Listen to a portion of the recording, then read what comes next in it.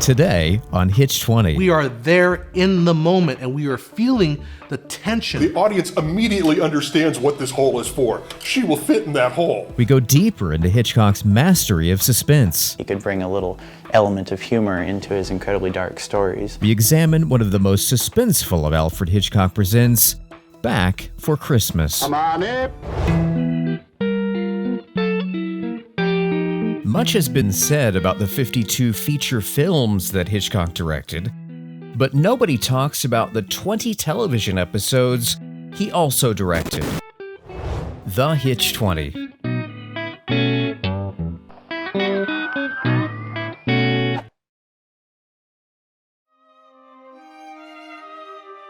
Alfred Hitchcock's infinite wisdom was his ability to create suspense. Not suspense on the screen, not in the characters, but suspense in the audience. It was this emphasis on us, putting us through a big tease. That's what made his films so fun to watch. Hitchcock's genius lies in the way he played on secrets, sharing with us a piece of knowledge that mustn't get out. The closer the other characters get to finding out, the more suspense we feel. Back for Christmas is the quintessential Hitchcock story. Probably one of Hitchcock's funniest episodes. It's kind of a light-hearted episode. I absolutely loved it because, first of all, it was very well acted. John Williams was perfect for the role. And one thing that I really liked about it was, even though it was really dark and twisted and the whole thing centered around him killing his wife, you kind of rooted for him, you know? It's like, I wanted him to get away with it, as sick as that sounds. But Hitchcock was great at that. It's like he could make you root for the bad guy. Back for Christmas was the fourth TV episode Hitchcock directed, and should be just as famous as any of his movies. It's a useful model of his typical suspense strategy. Research into the Hitch20 has revealed a three-step suspense structure. First, the protagonist has a secret. Second, Hitchcock generates close calls to tease the secret almost getting out. And third, a twist relieves the suspense in an unexpected way. In this episode, the emphasis is on building up to a future event. The fear of getting caught becomes the driver of suspense.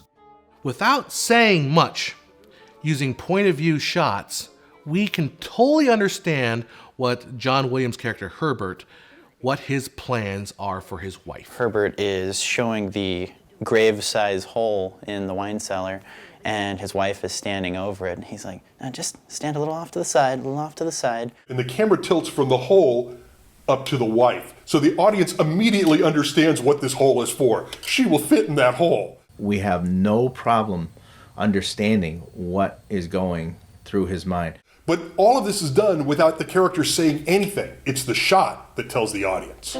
Hitchcock said that cinema is the universal language because it doesn't need to be translated.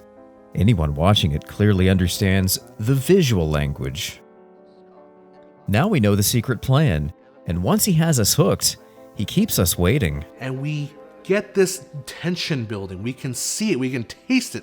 We know what's going to happen. We're just waiting. We're biding our time. We're biting our lip to see what happens. These shots of Herbert constantly remind us that we know the secret. Since he's surrounded by people that don't know, it intensifies the momentum of his plans. So we have all this chit-chat, this all this meaningless stuff, and we're looking at the actor, building tension through nervousness, through his every tool at his disposal, the way he looks, the way he breathes. She's going to drive to Southampton this evening, dine in Salisbury on the way, and in the morning go aboard ship at their leisure. No trains, no fuss, no rush, no bother. Isn't Hermione? Pretty much any of his dialogue has double meaning, and if you watch the episode, everything he says means one thing to the characters, but we as the audience know what he's planning. You know, few men have wives like you. But it is nice of you, Herbert. He is so totally henpecked, so totally whipped, that we understand that without ever having him say it or anybody else say it.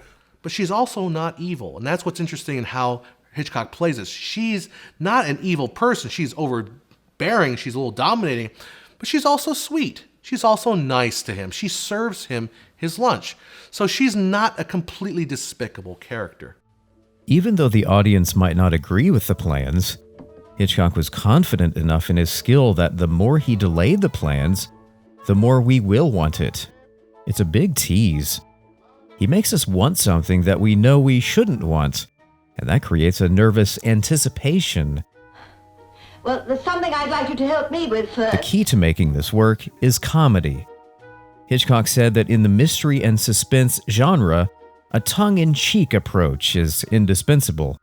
A lot of people in that era just weren't doing that. I mean, you had a lot of the, horror films coming out at that time that just had one tone, they were just serious. But what I loved about Hitchcock was he could kind of do both. He could bring a little element of humor into his incredibly dark stories. Comic interruptions are the magical ingredient in making suspense palpable, and it has a way of making us teeter on this edge of laughter and anxiety. And then we get to the moment where Herbert is about to murder his wife. And what does Hitchcock do to us here? He makes us wait even longer.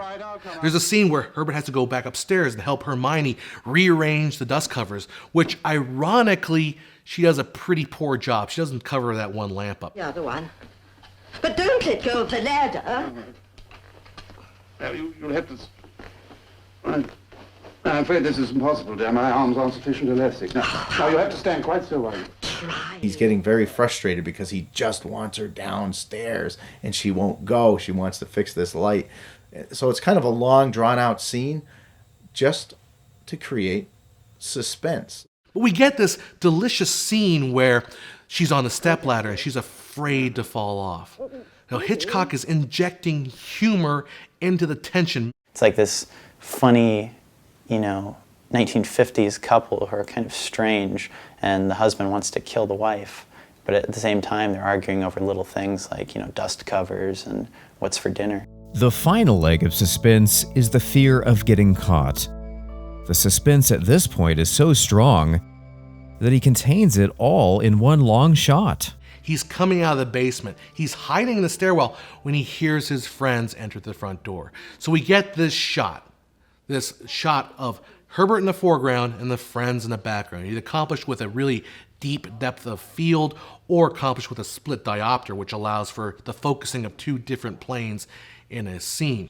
Now we have suspense because we have him hiding behind a doorway and we have them entering the house. They hear the water upstairs. They think maybe they should look around. They've got to be here. Their car's here. So the anticipation of the action of him being discovered is what creates the suspense. Now, if we cut this thing, if we showed Herbert's reaction, then shot to the friends, then back to Herbert, if we created that cutting, we wouldn't have that same kind of tension because we're not forcing the audience to participate. With one shot, we're looking at Herbert, we're looking at the friends, we're looking back and forth. We become part, we're there. We are there in the moment, and we are feeling the tension, the fear that Herbert is feeling, and that's accomplished with one single take. There is another secret that the audience doesn't know about. People think that a plot twist is something that happens at the end of the story. Actually, a plot twist is something that's there all along, in every frame of the film. But the audience doesn't see it because you, as a clever filmmaker, make sure they're distracted by something else. The first half of the episode is like, is he going to kill his wife? When is he going to kill his wife? How is he going to kill his wife? Early on, there's a scene where she tells one of the guests at their going away party that she has a little gift for her husband and they'll be back for Christmas because of that. That little gift ends up being the plot twist. And at the very end, there's this reveal and there's this gigantic payoff, and just the look on John Williams' face is just like, totally worth it. Back for Christmas is a masterwork of Hitchcock.